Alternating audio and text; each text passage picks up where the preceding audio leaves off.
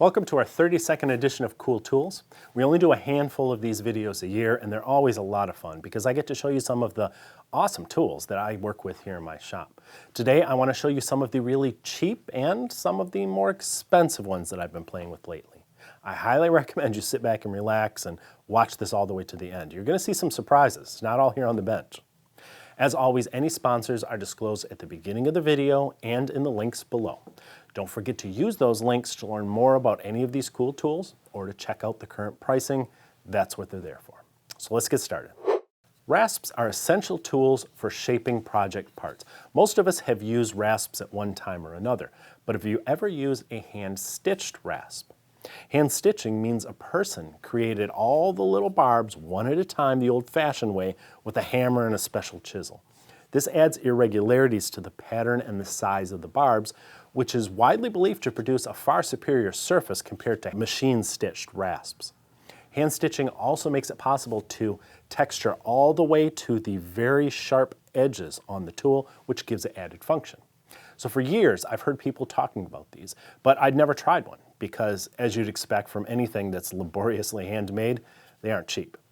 But I've long admired the value of Narex's machine-made rasps, so I decided to give their handmade versions a try. How do they perform? Well, keep in mind that the regular rasps only come in coarse grit, and coarse rasps of any kind don't leave behind a fine surface. However, comparing a coarse hand-stitched one to the machine one, I immediately noted that the handmade rasp was significantly more aggressive and faster cutting than the coarse machine-made rasp. Faster stock removal was a pleasant surprise I didn't really expect.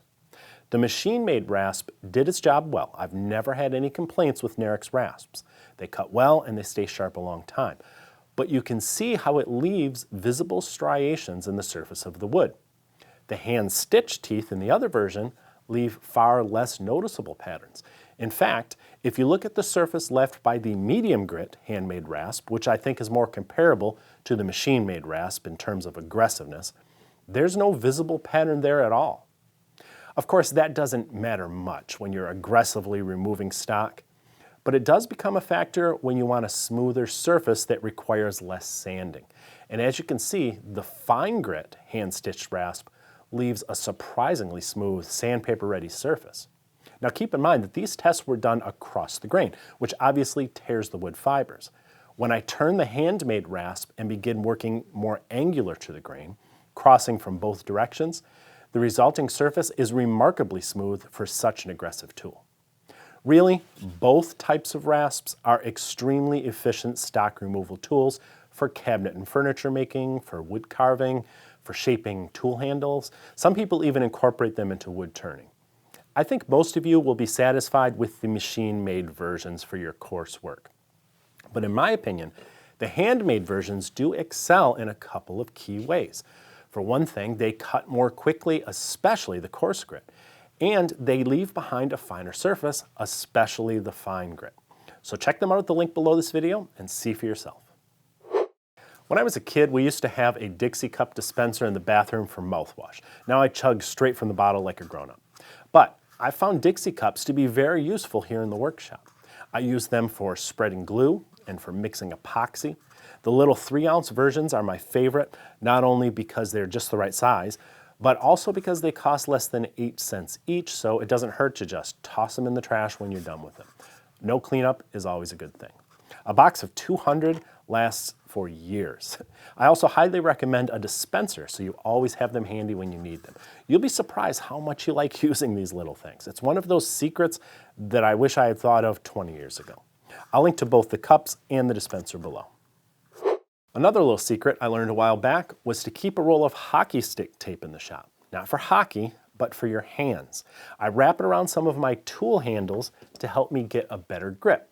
Seriously, it's amazing how comfortable this stuff is. It's not padding, it just makes it easier to hold the handle so you don't have to squeeze as hard. Another tip that I learned from Rob Cosman is to wrap the tool handle at its base, then stretch the tape out about a foot, give the roll a spin to create a cord, and then wrap that around the handle, and finally cover it with more tape.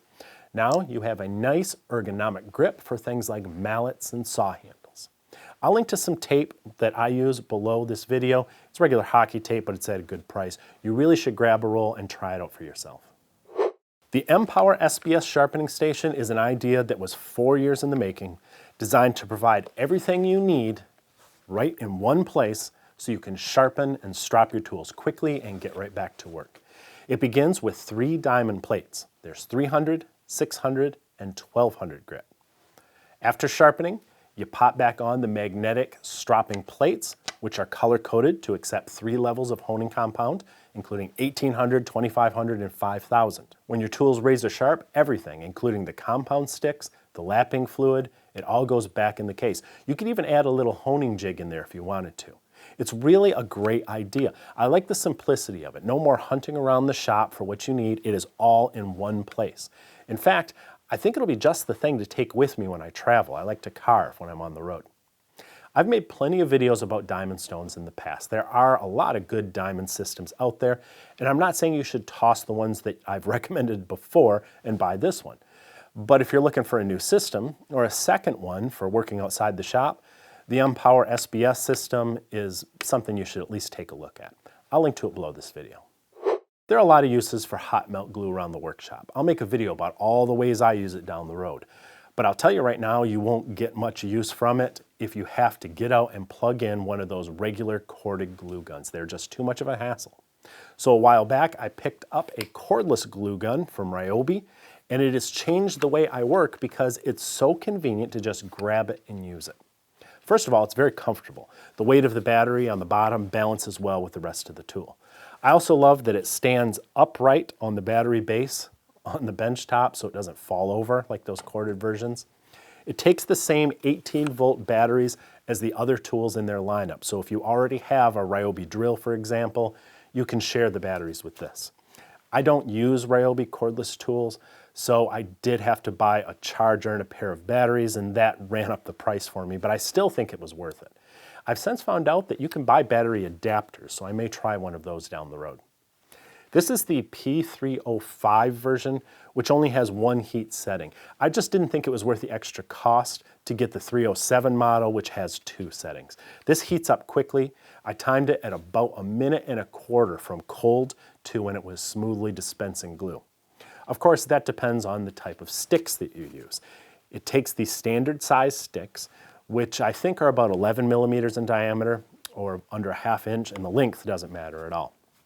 It will work with different types of glue adhesives, but I don't think it's compatible with low temperature ones, and obviously not those really skinny mini sticks. There's a nice silicone cover on the tip to keep you from burning yourself. You can pull off the tip and swap it to another style, including the popular Surebonder replacement tips. As far as battery life, that depends on the quality and size of the battery you use. They advertise 3.5 hours of continuous runtime on a 4 amp hour battery, and I think that's a gross exaggeration. It does eat through the battery pretty quickly. I don't have any complaints about battery life because I never use it for more than 5 or 10 minutes at a time, but every couple times I use it, I do have to swap or charge the battery. It does drip a little bit. Not a lot, but enough that you should be aware of it. To test it here for this video, I turned it on and left it on the bench for 10 minutes, and this is how much it leaked. The drip is slow enough that each individual drop cooled into a bead before the next one came. That allowed me to count 7 drips in 10 minutes. Now, I'd prefer 0 drips, but I didn't find it to be a problem here in the workshop. I suppose if you were using it somewhere that you really could not have any drips at all, you could eliminate that by just pulling the stick back about 1 inch when you sit it on your bench if you don't want to let it power off and cool down. Look, this isn't a premium tool. It's just a really handy tool at a pretty inexpensive price, especially if you're already in the Ryobi 18-volt battery system. So check it out at the link below. I think you'll find yourself taking advantage of the benefits of hot melt glue a lot more often. A few months ago, I decided to upgrade my Harvey Alpha table saw with a cast iron router table extension. I decided to put it on the left side of the saw, which required removing one of the cool gold tin-plated wings. Unfortunately, their router tables don't have that same coating at this time. The new table just bolts on in its place. Because the fence rails don't extend to support it on this end of the saw, I also installed a pair of adjustable legs, which came with the table. Leveling it was no problem with a long straight edge, and a rubber mallet. The whole installation only took an hour or so of actual work, and that included installing the dust collection cabinet on the underside, which is sold separately. This table extension isn't just for Harvey saws. It'll work with pretty much any saw as long as it'll fit between your fence rails. Smaller contractor saws would require their 21.5-inch version. They also make a 27-inch version for larger cabinet saws, which is the one I got. I can't guarantee you're not going to have to modify any mounting holes because I don't know what saw you have, but I believe it comes ready to mount on several major brands. I checked it for flatness using a straight edge, and I couldn't see any light anywhere. I got out my feeler gauge, and I found a couple spots where I could just squeeze the tip of a 1,000th or 2,000th thick gauge underneath if I tried hard enough. So when you consider that my straight edge may be off by 1,000th, that's the standard for it, seems pretty flat to me. The table fits an 11 3/4 by 9 1/4 router plate. I'll talk about the lift that I installed in the next segment.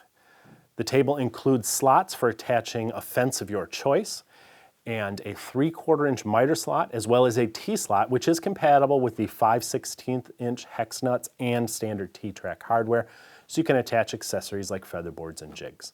There's really not a lot you can say about a cast iron router table other than it's a big hunk of reliably flat, vibration dampening metal that has some distinct advantages over wood and phenolic router tables, which is a whole other subject.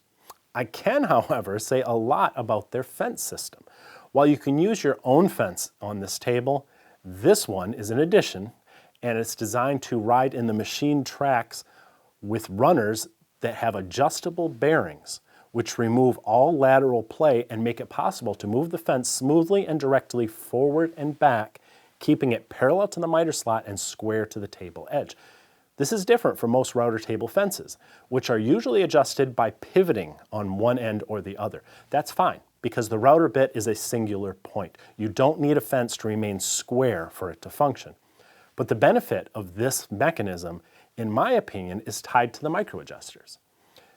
This one locks into the third slot on top of the table, which is why you really need this table if you're going to get this fence. When it's engaged, it can adjust the cut by increments as fine as 1,000th of an inch, with the ability to return right back to zero and to switch back and forth between settings.